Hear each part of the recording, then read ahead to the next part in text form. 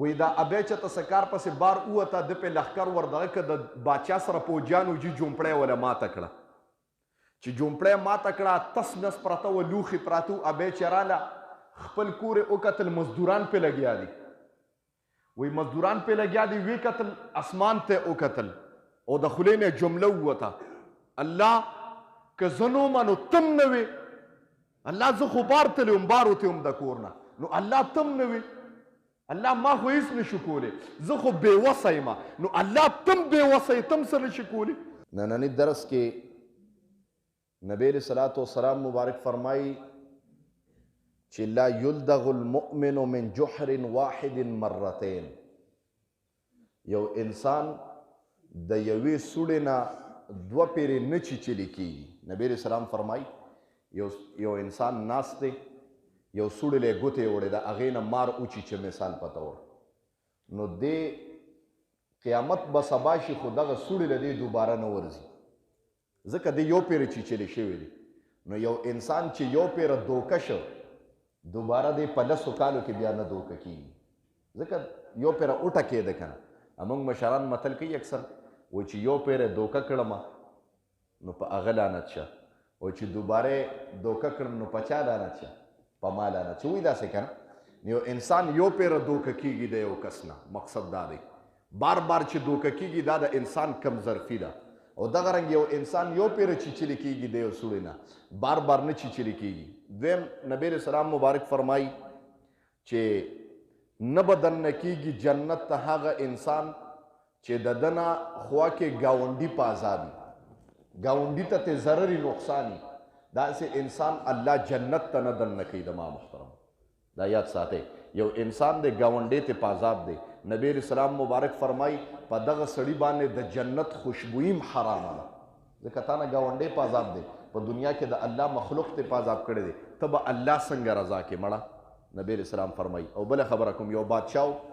خوا کې ورسره ګاونډ کې یوه بوډۍ اوسېده د هغه بوډۍ یوه جومپړی وه هغه جومپړی ده ورته دغه کړی و چې دا زما ګاونډی ده دا ابی به دا جومپړی به روانه کړم او محل به پرې جوړ کړم ابی ته ووي ابی زه محل جوړوم او ستا دا جومپړی پکې راځي دا به ماتومه هغې ورته ویي باچا تا سره د مال څه کمی دی اوس زما دې جومپړی ته دې اړولې ده باچا ورته ویي ابی پیسې در کومه چې څونه پیسې دې په کار یې واله خو دا جومپړی خالي که هغې ورته ویي بچیه اولاد الله ماله راکړی نه دی او خاوند مې په نوجوانۍ کې وفات شوی دی گویا په دې کې ما زمانه تیره کړه په دې کې ما سر سپین کړی دی په دا کور او دې جومپړی کې ته ورته جومپړی ګورې په دې کې زما یادونه وابسته دي دې سره دا نشم پرېښودی درته هغه وایي ښه وایي ګوره په زوره به یې ماته کړم بادشاه یم اوس بادشاهي وقت سره څه کولی شي څوک هغه ورته تر کومې پورې چې زه ما به وجنې نو دا جومپړی به ماتې زما د لاش نه به اوړې نو دا به ماتې داسې نه چې ماتولې به ده وي ابی د دې سره څه وکړم اوس ابی سره څه وکړم خو کسان یې ورته کېنول دي چې کله ابی د کوره بار وځي نو دا جومپړی وله ماته کې اوس د الله شان ته هم ګوره د ما محترمو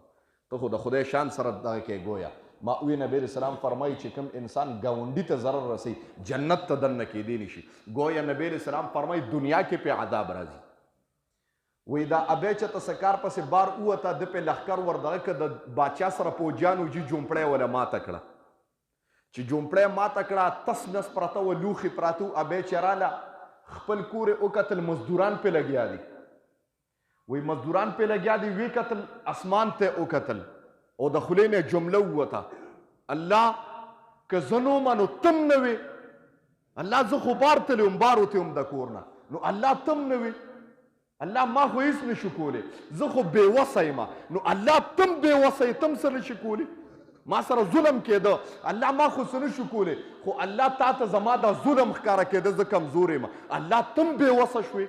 گویا زما رب په جلال کې راغی د ما محترمو جملې څنګه ویلو ابی ظلم گویا نبی علیه السلام فرمایي چې یو انسان سره ظلم وشي وی الله فرښتو ته ووایي د ده چې بددعایي را رسیږي ما ورته د اسمان ټولې دروازې کلو کړي د ما محترمو د یو انسان د بددعایۍ نه ځان ساته بس که تا بربادۍ نو بددعایي به د دنیا کې بربادۍ د ما محترم د بددعا نه ځان ساته د هر چا د بددعا نه ځان ساته که چا د ته بددعا وکړه تا به زمانه په بزرګۍ کې تېره کړي لیکن ځنکدن به دې په کفر کې وشي په حالت د کفر کې به د دنیا نه لاړ شي چانه به بدعا قطعا نه لري وایي ګویا چې الله غوسه شو الله په جلال کې راغی چې ابې څه وایي چې زه نو من ربه تم نه وې ګویا جبریل علیه السلام ته ووې زما رب جبریل ته وفرمایل ورته وی جبریله دغه بادشاه څه کې دغه بادشاه سره چې خوا کې څومره بستې دي ما سوا د دې ابې نه دا ټوله ځمکه پې واړوه جبریل علیه السلام راغی ټوله ځمکه او بستې پې واړوله زما محترم دا پې عذاب الله راوستو ګویا نبی علیه السلام فرمای تا ګاونډي ته ضرر ورسو ګاونډي ګویا د هغه غریب دغه جومپړی وتا بې حیا کړه په قوم کې موږ په دې کې ګرځو چې یو مسلمان ځان ته څنګه بې حیا کړمه موږ په دې کې ډېر ګرځو مسلمان څنګه وشرمومه زه یم ته به دې وشرمې خو الله به تام وشرموي ګورې رسول سلام علیکا